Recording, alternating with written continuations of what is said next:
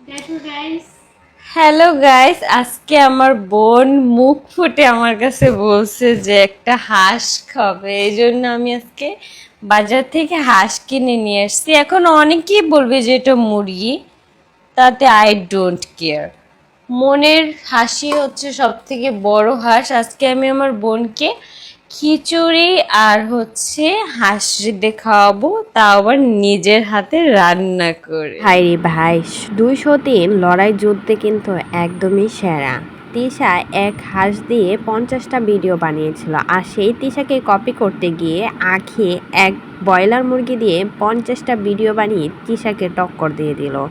এবার এটা নিয়ে তো নেট দুনিয়ায় পুরোপুরি ভাইরাল হয়ে গেছে। সবাই তো বলছে ভাই তিশাকে কপি করার জন্য আখি সেরা।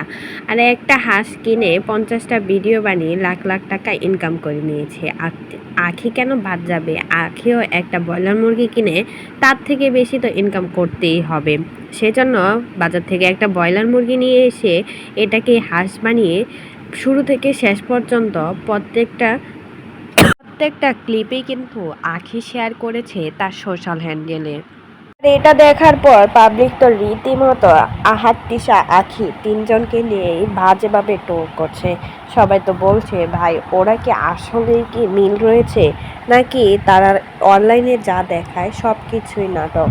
এটা বোঝা বড়ই দায়, কারণ যেভাবে করে 203-203-এর পিছনে লেগে থাকে, এতে বোঝাই যায় তারা যে আসলেই শত্রু। আবার অনেক সময় দেখা যায় তারা 203 একই হয়ে মিলে যায়। অনেকেই তো বলছে আখি আর তিশা নাকি দুজনেই নাটক করে, অথচ তারা নাকি অনলাইনের বাইরে তারা একজন আরেকজনের সাথে কথা বলে। আদৌ কি এই কথাটা সত্যি? এটা কিন্তু কখনোই সম্ভব না, কারণ একজন আরেকজনকে যেভাবে করে বাস দিয়ে যায়, এতেই বোঝা যায় তারা যে কত পরিমাণে শত্রুতা দুজনের মাঝে রয়েছে। তাই তো আখির এই ভিডিওগুলো দেখার পর তিশাও কিন্তু লাইভে এসে ইচ্ছে মতনে আখিকে জেরে দিয়েছে।